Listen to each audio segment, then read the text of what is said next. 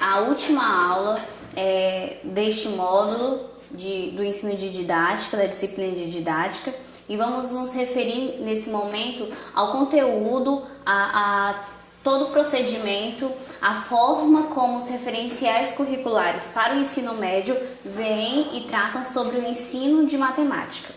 Como já fora dito na aula anterior, o ensino de matemática, ele vai desde a elaboração dos objetivos para o ensino, aos conteúdos, aos procedimentos e à avaliação.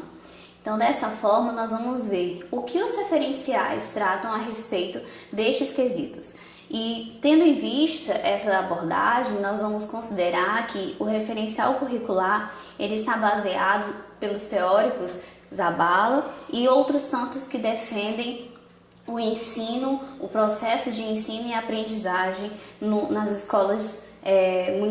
escolas públicas. Bom, os referenciais curriculares, então, eles preveem os objetivos como as capacidades possíveis de serem desenvolvidas pelos alunos. E os objetivos, eles são a razão de ser da escola. Então, toda vez que nós estabelecemos os objetivos, neles devem estar previstas as capacidades que nós desejamos que os nossos alunos desenvolvam. Nos objetivos, nós não temos a intenção de padronizar o ensino, de forma que todos os alunos tenham que alcançar aquilo que estava previsto. De certa forma, temos que ter como ponto de partida que os alunos eles são diferentes, eles aprendem de forma diferente, eles adquirem um conhecimento de formas específicas ao seu desenvolvimento.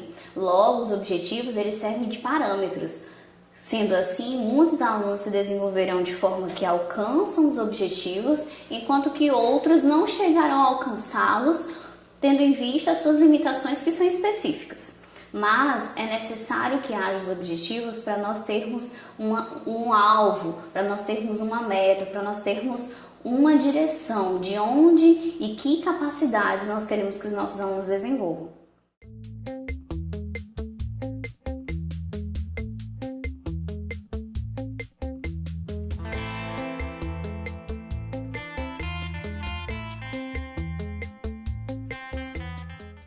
Em relação aos conteúdos, nós encontramos hoje nos referenciais curriculares uma ampliação em relação a eles. Nós não temos apenas os temas, os conteúdos específicos, mas temos também conteúdos mais relacionados às capacidades que os nossos alunos precisam desenvolver para desempenharem a sua cidadania e o preparo para o trabalho. Quanto aos tipos de conteúdo escolar, os nossos referenciais, eles o dividem em conteúdo factual, conteúdo conceitual, conteúdo procedimental e conteúdo atitudinal. Os conteúdos factuais são aqueles que referem-se a fatos, a situações, a dados e fenômenos. Estão relacionados mais a algum conteúdo histórico, que tem data, questões muito específicas. E neste tipo de conteúdo nós trabalhamos mais com a memorização e a repetição para que o aluno compreenda. Os conteúdos conceituais, eles têm por base os conteúdos factuais, eles estão estabelecidos, firmados em fatos. No entanto, nós vamos considerar neste tipo de conteúdo a relação que o aluno desempenha a esse fato. Então, pega o fato, pego o movimento, a situação histórica e levo o aluno a refletir, considero neste conteúdo seus conhecimentos prévios, de forma que ele construa os seus conhecimentos conceituais a respeito de determinado fenômeno, de determinado fato.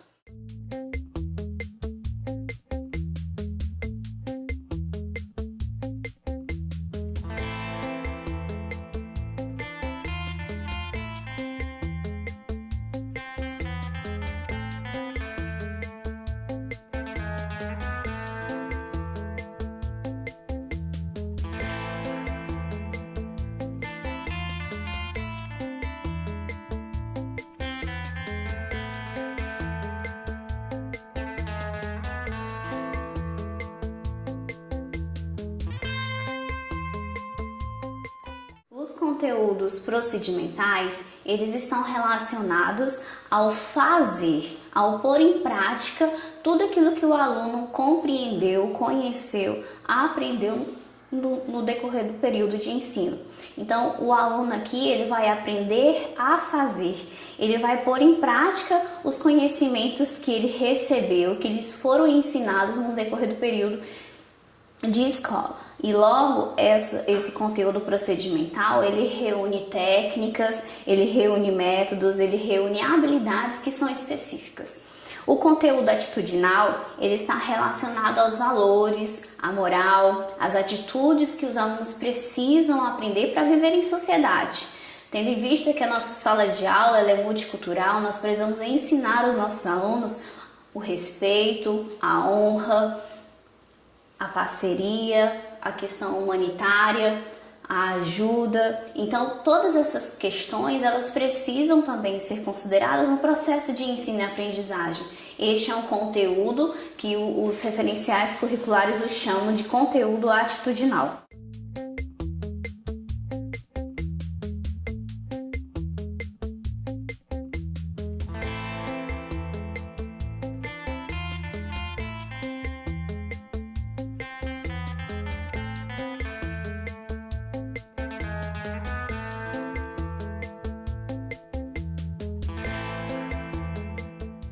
Nós também temos atividades que são desenvolvidas em toda a nossa prática docente. E essas atividades, elas são e têm por objetivo a aprendizagem do aluno. Logo, toda atividade que você for desenvolver, você precisa considerar, ter por base os objetivos. Esses objetivos, eles vão nortear a elaboração das suas atividades de forma que os seus alunos desenvolvam as capacidades que você previu nos objetivos. As atividades também podem ser de avaliação. As atividades de avaliação, elas podem ser feitas, como foram dito na aula anterior, no início do processo de ensino, que são as avaliações diagnósticas, no decorrer do processo de ensino e ao término dele. As avaliações diagnósticas e as avaliações no decorrer do processo, elas têm por objetivo para nortear o planejamento do professor. Então, toda avaliação que você for realizar com o teu aluno, você deve pensar, refletir sobre: está dando certo as metodologias que estou utilizando? Os procedimentos, as técnicas, a forma como eu estou direcionando o meu ensino até o momento tem sido eficaz? Então, essas avaliações vão te dar esse feedback, este retorno, de forma que você possa refletir sobre aquilo que está dando certo e aquilo que não está e mudar aí aquilo que for necessário na sua prática docente, mudar as técnicas, mudar as formas de expor o conteúdo, mudar as formas de elaboração de atividades.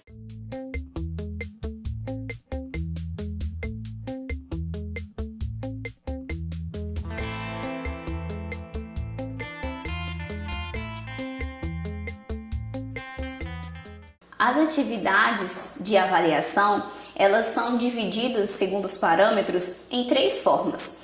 Temos a atividade de avaliação, que tem por ponto de partida a observação sistemática. Então, você, neste tipo de avaliação, você vai aderir a um caderno e você vai observar os seus alunos. E todas as observações, seja de avanços ou de retrocessos, você vai fazer o registro no caderno em relação àquele teu aluno. E assim você vai poder acompanhar o processo de aprendizagem dele. Temos também a atividade de avaliação de análise das produções. Então, todas as atividades, todo o material que você for utilizar e que teu aluno for produzir em sala de aula, você vai fazer dessa análise, desde as primeiras até as últimas atividades. E assim você vai poder fazer uma análise e relacionar as aprendizagens que ele conseguiu desenvolver e aquilo que ainda ficou pendente.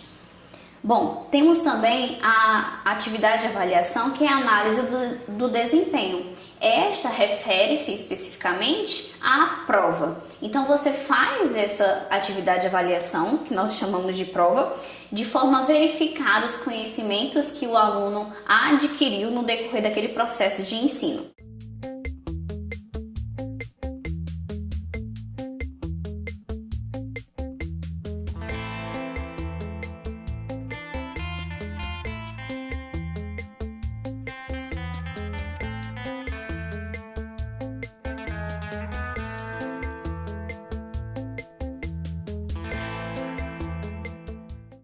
A prova, como instrumento de avaliação, ela nem sempre é o instrumento mais eficaz. No entanto, ela é um instrumento que está estabelecido nas organizações das nossas instituições escolares. Tendo em vista que a prova ela é carregada por uma questão muito psicológica, muito pesada para os nossos alunos, eles ficam muitas vezes temerosos, ficam nervosos diante desta avaliação, eles não tendem a desenvolver toda a aprendizagem que adquiriram no decorrer daquele processo, daquele tempo, daquele período.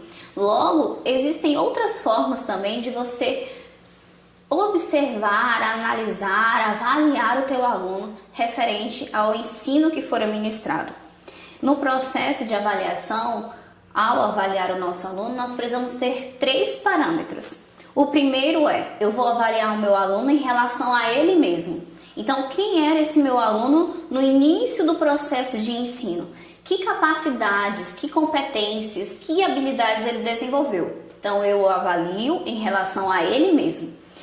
O segundo parâmetro é avaliar esse aluno em relação ao que se espera dele. Então, você retorna aos objetivos, vê lá o que você estabeleceu como diretriz para o teu processo de ensino e avalia o teu aluno. Ele alcançou essa habilidade que eu previ no meu plano de aula, ou plano de ensino? Ele alcançou essa competência? Ele conseguiu adquirir esta capacidade, esta habilidade, este conhecimento? Se sim, ótimo. Se não, você precisa aí reorganizar todo o teu planejamento. O terceiro parâmetro no processo de avaliação é o aluno em relação aos seus pares. Então, nós temos em nossa sala de aula alunos que aprendem de forma diferente e aí eu preciso avaliá-lo. Qual é a aprendizagem que este meu aluno adquiriu em relação ao outro? Eles estão no mesmo nível? Há alguma diferença no processo de aprendizagem? Se sim, por quê? O que precisa aí ser feito para que haja uma compensação em relação a essas diferenças?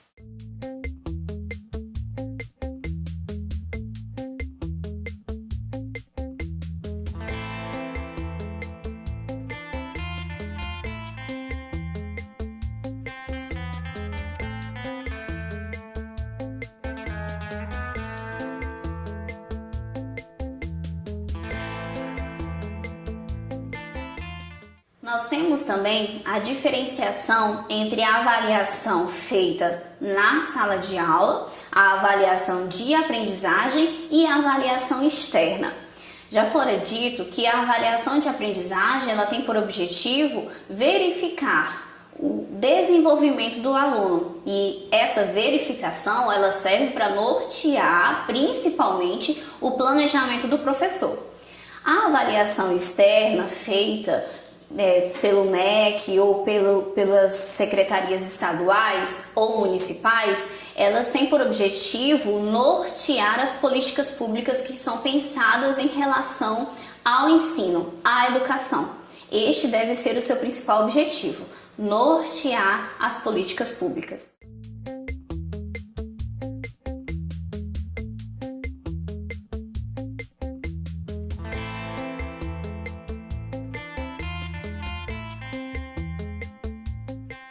Nós temos também os temas transversais. Os temas transversais, eles permeiam todo o processo de ensino, todas as disciplinas previstas nos parâmetros curriculares.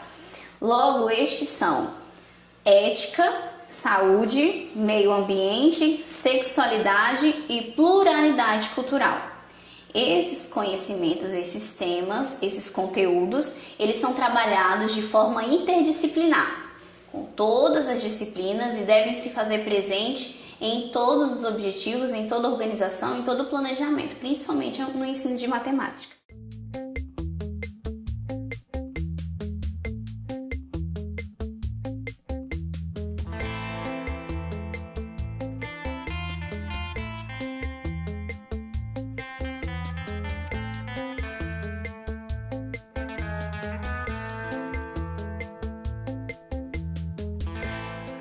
Temos, em relação à matemática, muitas mudanças históricas, sociais e científicas. A matemática ela é base para muitas conquistas, para muitas revoluções e evoluções científicas. Ela baseia também muito muitos outros conhecimentos, como a física, química, entre outros. Nós temos, em relação aos parâmetros curriculares para o ensino médio, objetivos que são específicos para esta modalidade de ensino, para o primeiro ano, para o segundo ano e para o terceiro ano do ensino médio. E esses objetivos, eles devem nortear o planejamento do professor e em relação aos seus planos de aulas e aos seus planos de ensino, de forma que toda a sua prática obedeça a esse parâmetro nacional. Os referenciais curriculares estaduais para o ensino da matemática na modalidade do ensino médio, eles veem a matemática como um valor formativo. Ela tem como uma estrutura o pensamento e o raciocínio dedutivo. Então, esse é o principal objetivo para o ensino da matemática nesta modalidade. Nos referenciais curriculares, os objetivos gerais, eles devem nortear todo o planejamento do professor para o primeiro ano, segundo ano e terceiro ano do ensino médio. Lá estão previstos os objetivos, os referenciais também apresentam alguns exemplos de metodologias, da forma como o ensino em relação a certo conteúdo pode ser desenvolvido. E esse material deve ser utilizado no processo de planejamento do professor. É isso, muito obrigada e até mais.